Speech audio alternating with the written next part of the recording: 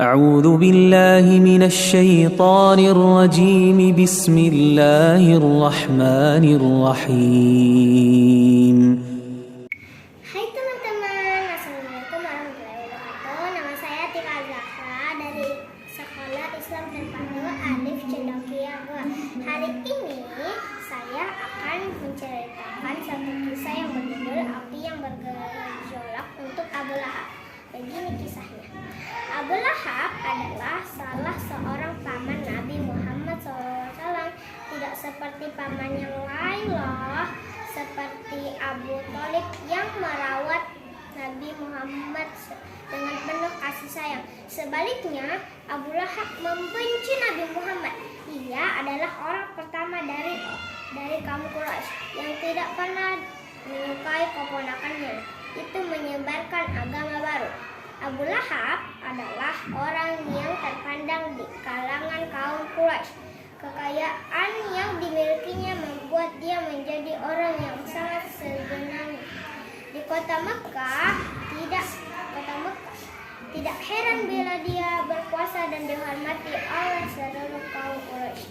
Ketika mendengar Nabi Muhammad menyerukan ajaran agama baru, dia sangat murka. Dia merasa malu karena keponakannya melaknat pemujaan berhala yang sudah dia lakukan selama ini.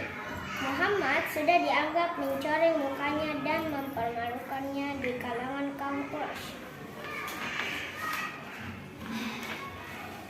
Pada suatu hari, Rasulullah mendaki Bukit Safa dan memanggil seluruh pemuka kaum Quraisy untuk berkumpul. Lantaran penasaran, berkumpullah para pemuka kaum Quraisy di Bukit Safa, termasuk Abu Lahab. Mereka pun bertanya-tanya, kira-kira apa yang akan Muhammad sampaikan kepada mereka.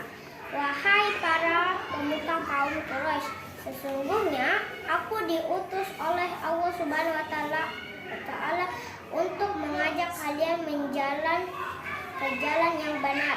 Apabila kalian menentang, kalian akan mendapatkan siksaan yang berat dari Allah Subhanahu wa Ta'ala, ujar Rasulullah dengan sangat tenang dan berwibawa.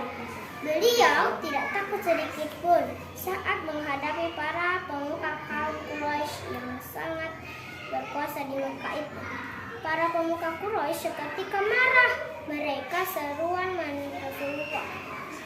Mereka tidak menyangka bahwa beliau akan berani mengatakan hal itu di hadapan mereka. Celakalah engkau Muhammad, teriak Abu Lahab dengan berang. Untuk itukah kamu mengumpulkan kami di sini? Teriaknya lagi dengan wajah memerah karena marah. Selama ini kami menganggap engkau adalah orang yang tidak pernah berbohong. Mengapa engkau mengatakan kebohongan itu kepada kami? Teriak yang lain. Cemohan dan hujatan pun dilancarkan kepada Rasulullah. Mereka menganggap beliau sudah berbohong. Ucapan Muhammad bahwa beliau adalah orang yang diutus Tuhan untuk menyelamatkan mereka dicemooh habis-habisan. Mereka menganggap tidak ada gunanya mendengar ocehan Muhammad. Rasulullah menghadapi semua perlakuan pemuka Quraisy itu dengan sabar dan ikhlas. Beliau tetap menyebarkan ajaran agama secara terang-terangan, sehingga kaum Quraisy semakin membencinya. Mereka terus menghalang-halangi dan membatasi gerak Rasulullah dalam menyebarkan Islam. Ancaman dan siksaan kerap mereka lancarkan. Namun, semua itu tidak membuat langkah Rasulullah surut. Beliau dengan sabar mengajak semua orang untuk mengikuti jalan agama yang benar. Abu Lahab semakin murka. Mereka merasa dilecehkan oleh Nabi Muhammad. Oleh karena itu, dia sering mencoba mencelakakan Rasulullah. Berbagai usaha dilakukan agar Rasulullah celaka atau bahkan mati. Namun Allah selalu melindungi Rasulnya, sehingga beliau selalu selamat dari segala tipu daya Abu Lahab. Abu Lahab dan istrinya juga menyebarkan fitnah agar orang-orang tidak usah mendengarkan dakwah Rasulullah. Mereka tidak suka apabila kaum Quraisy mempercayai ucapan Rasulullah dan berbondong-bondong menjadi pengikut.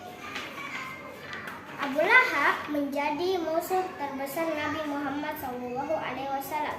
Sebagai seorang paman, seharusnya dia mendukung apa yang dilakukan Muhammad.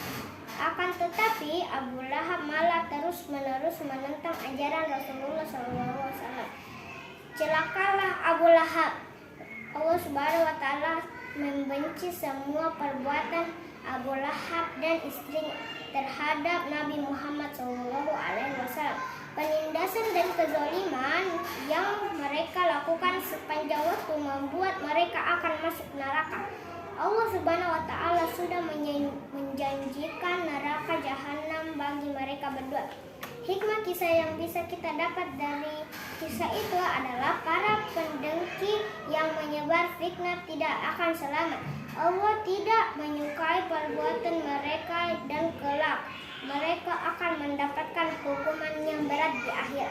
Perbuatan dengki dan suka menyebar fitnah merusak masyarakat, karena itu kita dijauhi. Sekian dan terima kasih. Wassalamualaikum warahmatullahi wabarakatuh.